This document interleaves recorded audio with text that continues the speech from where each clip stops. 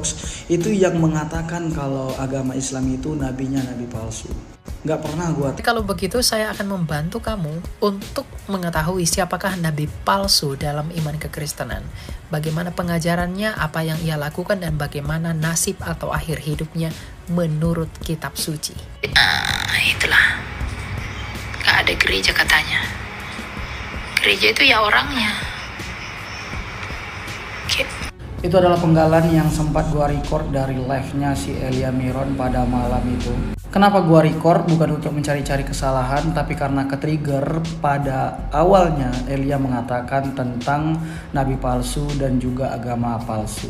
Gak sempat gua record karena setelah gua record ternyata pembahasannya udah mulai berubah dan dia bilang kalau kita itu mancing-mancing agar tidak menyampaikan itu. Padahal di awal dia sudah bilang tentang tidak seperti agama kalian yang nabinya nabi palsu dan semuanya pun sudah palsu.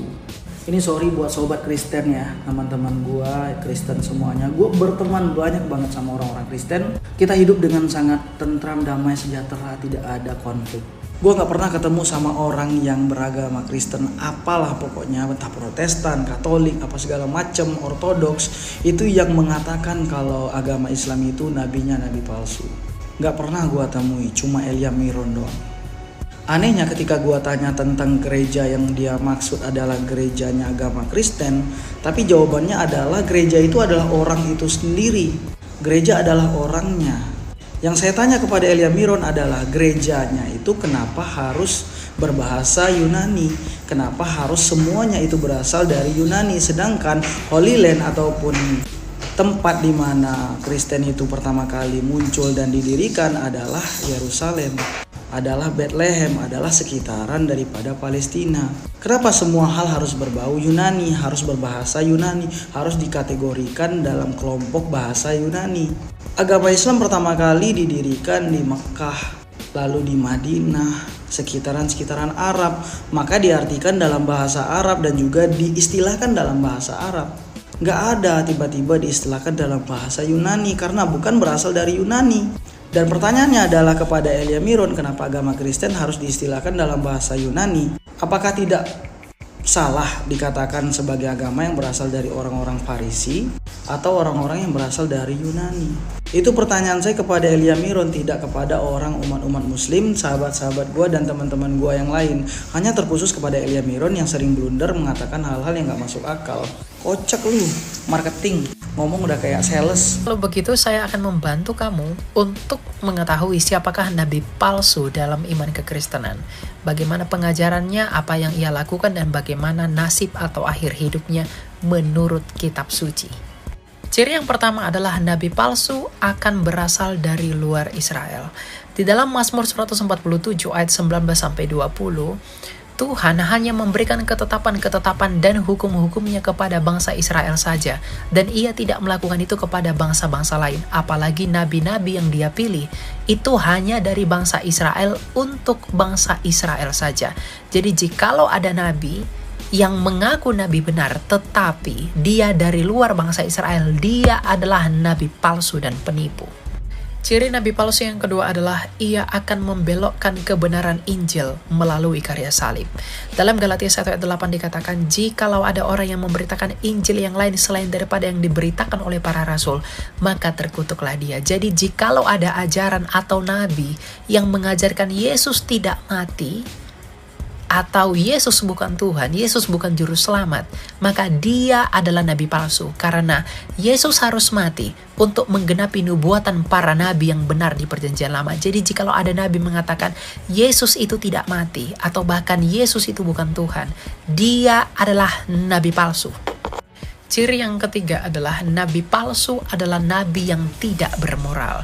Dalam Matius 7 ayat 16, Tuhan Yesus mengenai hal pengajaran sesat bersabda bahwa dari buahnya lah kamu kenal mereka. Artinya Tuhan Yesus mau menegaskan bahwa nabi-nabi benar, rasul-rasul benar, dan utusan-utusan benar yang datang dari Tuhan akan hidup menurut kekudusan dan hidup menurut pengajaran dan kesetiaannya kepada hukum Taurat dan juga kepada hukum Kristus yang tertinggi, yaitu mengasihi Allah dan mengasihi sesama manusia. Bukan nabi yang mengikuti keinginan hatinya dan membuat pengajaran-pengajaran menurut kesukaan hatinya untuk memuaskan hawa nafsunya.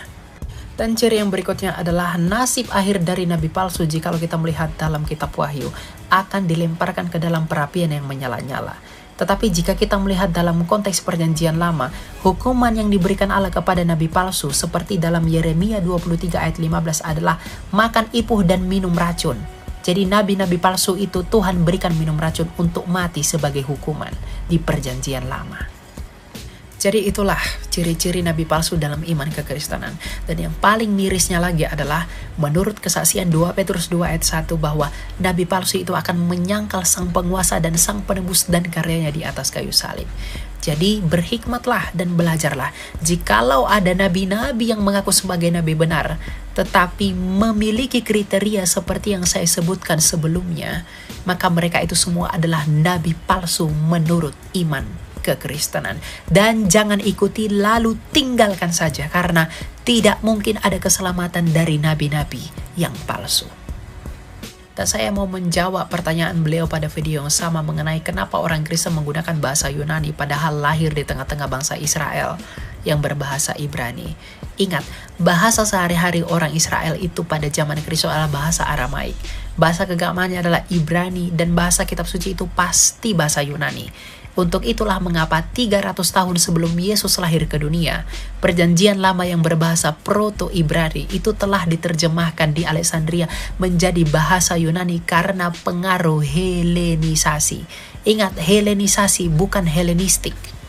Jadi perjanjian baru menggunakan bahasa Yunani itu oleh karena dunia pada masa itu sedang dipengaruhi oleh kebesaran Yunani.